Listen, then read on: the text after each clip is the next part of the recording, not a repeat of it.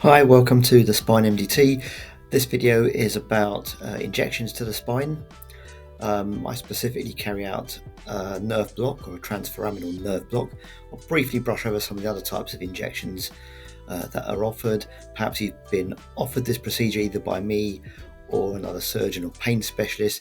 So it just goes over the procedure itself, the purpose of it, the risks and how it's carried out. Please subscribe to the YouTube channel. This is part of a series of videos on the different procedures we offer at the Spine MDT, plus some other useful information on back pain and spine care. There's also a link below to my blog page, again, which has got further information on the procedures we offer, what the Spine MDT is, and the different conditions we can treat.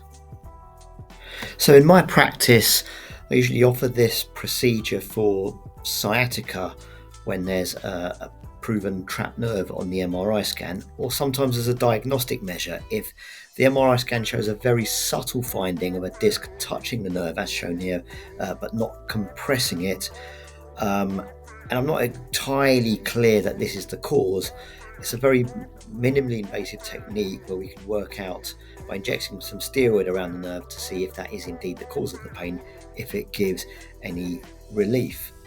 So here we have a diagram, a side view of the human lumbar spine. That's the front, this is the back. These are the spinous processes, the knobbly bits of bone that you can feel if you press on the midline of your skin. Each bone is made of a block of bone with these arches of bone at the back, and between each bone you've got a cushion called a disc separating the bone.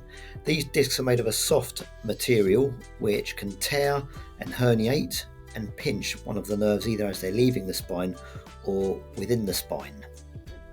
So when a nerve gets compressed, it can often send pain shooting down the whole distribution of the leg or the distribution of that nerve, but sometimes it can just be localized to the buttock area or sometimes just the calf. Now, one option for this condition is an operation called a microdiscectomy. Click the link above to have a look at my YouTube video on that procedure. However, a study carried out by our colleagues in Liverpool, published in the Lancet Rheumatology supplement called the NERVES trial, compared 1,055 patients, half of which had the surgery, the microdiscectomy, the other half had the injection, and up to a year later they found similar results in both groups. So the suggestion from the study is to offer the injection as a first-line measure, as an option, because that carries less risk than an operation and can give you the same results. This, of course, often is down to the discretion of the surgeon, the findings of the scan, how big the disc is, and other factors. But the strategy I tend to adopt is, in most patients, offer this first, and if it fails, then we can consider the operation. I tend not to re-inject people over and over and again because you tend to find the same result. But for the majority of patients, for a good chunk of patients, they can end up avoiding having an operation if the injection is successful. Now, while some people tend to do this just under a little bit of local anaesthetic, I tend to prefer to have a bit of intravenous sedation on board. That's where my anaesthetist just puts a little line in the back of your hand and gives you some medication to make you a bit drowsy, a bit sleepy. It's just a little bit more tolerable that way. So the idea is you lie on your front, the skin is prepared and cleaned in a special solution, and to the side of the pain, so to the side of the midline, with x-ray guidance, I put a little bit of local anaesthetic first in the skin, then with x-ray guidance I pass a long spinal needle down to where the nerve is trapped. So it comes through and down to where the nerve is trapped, and then I inject a little bit of dye to confirm that what I'm going to inject goes in the right place. So here's an x-ray of a case that was on the table. This is the needle that you see coming in. These are the vertebral bodies. This is the patient's back, front. The legs are down this way on the right of your screen, and the head's way over this way to the left. This gap here is the gap where the nerve leaves the spine. So this is a patient who had a trapped nerve within the channel that the nerve runs out of. You can see the needle here and the dye following the course of the nerve, which is where I want it to go. So once I'm happy that the dye has gone in the right place, I then inject the mixture, which is a mixture of a steroid and a bit of local anaesthetic. What you tend to find is that the local anaesthetic can kick in fairly quickly and you can experience some numbness but alleviation of the pain in the leg. However, it's not unusual for that to wear off quite quickly as you reabsorb the local anaesthetic, and some patients can get a recurrence of pain within the first couple of days, but the steroid itself can take a couple of weeks to take effect. The idea of the hypothesis or the theory of how it works is it just takes down some of the inflammation in this area, alleviating the pain down the nerve. And in the meantime, your body just gradually, the natural history of this is that your body slowly breaks down and reabsorbs some of this disc. So after the procedure, I usually advise patients to take just a few days off work, just to allow a little bit of rest, avoid any heavy lifting, excessive bending during that time, and avoid sitting at a desk for a good 8 hours a day, doing a full day's work. But thereafter, slowly get back into your routine activity. The risks of the procedure compared to surgery are very minimal, which is why I offer this first. There's a risk of infection. Anything that breaches the skin can cause an infection. If you pierce the lining of the nerve, what's described extremely rarely is some damage to that nerve and then paralysis along its tract. That's extremely rare. Sometimes you can get a fluid leak around the area where you've punctured the nerve, and that can lead to chronic headaches, but that's very rare. In some cases, in rare cases, because the nerve is in a very tight space, injecting fluid around it can worsen the pain.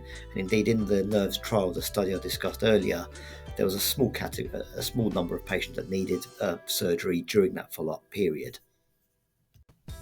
There is a bit of a risk of bleeding around the nerve, so if you're on any blood thinning tablets like aspirin, clopidogrel, antiplatelets they're called, or any other anticoagulants such as warfarin, rivaroxaban, things like that, we usually stop those a few days before and then recommence them a few days after. Now, there are other types of injections to the spine.